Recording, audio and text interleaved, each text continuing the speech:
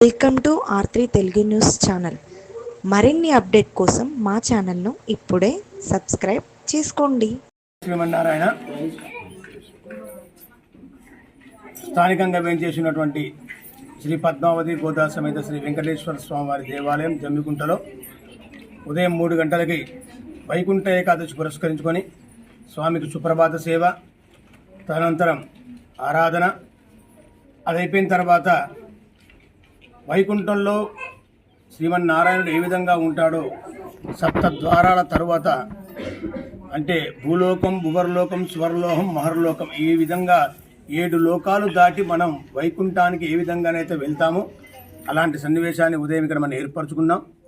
ఒక్కొక్క ద్వారానికి అంటే భూలోక ద్వారం, భువర్లోక ద్వారం ఒక్కొక్క ద్వారానికి పూజ చేసుకుంటూ ఆ ద్వారాలు తెరుచుకుంటూ చివరిదైనటువంటి వైకుంఠ ద్వారాన్ని 5:45 మనం తెరుచుకొని వైకుంఠంలో పాలకడలో శ్రీమన్నారాయణ ఏ విధంగా ఉంటాడో అదే విధమైనటువంటి సన్నివేశాన్ని మన ఆలయంలో ఏర్పరచుకున్నాం. భక్తులు దాన్ని చూసి పులకరించిపోయి సాక్షాత్తు వైకుంఠంలో నారాయణుడు ఏ విధంగా ఉన్నాడో అలాంటి సన్నివేశాన్ని మాకు ఏర్పరిచారని భక్తులు చాలా సంతోషంగా చెప్పడం మేము చూసాం.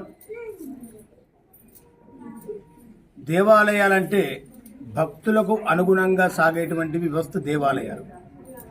అలాంటి వ్యవస్థ భక్తుల కోరికలు ఏ విధంగా ఉంటాయో ఆ విధంగా మనం తెలుసుకొని నడుచుకోవడం దేవాలయ ధర్మకర్తల కర్తవ్యం. అలాంటి సన్నివేశాన్ని ఏర్పరచుకున్నాం. భక్తులందరూ కూడా చాలా సంతోషంగా దాన్ని తిలకించి చాలా ఆనందోత్సాహాల మధ్య వైకుంఠ ఏకాదశిని మనం జరుపుకున్నాం. ఉదయం 6 గంటలకి స్వామికి సహస్రనామార్చన, అలాగే ధనుర్మాస మహోత్సవంలో ఉండేటువంటి 15వ పాశురాన్ని మనం స్వామికి విన్నవించడం, దాని తర్వాత తీర్థ ప్రసాద వితరణ, 7 ద్వారాలకి ఉభయదారులో ఉన్నటువంటి ఉభయదారులను అందరినీ కూడా సన్మానించుకోవడం, వారందరూ కూడా చాలా సంతోషపడడం. ఇదే విధమైనటువంటి భక్తి శ్రద్ధలు ఎప్పుడు ఎల్లప్పుడూ మన జమ్మికుంట పరిసర ప్రాంతాల వారికి ఉండాలని, అదేవిధంగా భగవంతుని యొక్క అనుగ్రహం కూడా వారిపై ఉండాలని చెప్పి కోరుకుంటూ మరొకసారి వైకుంఠ ఏకాదశి శుభాకాంక్షలు. జై శ్రీమన్నారాయణ.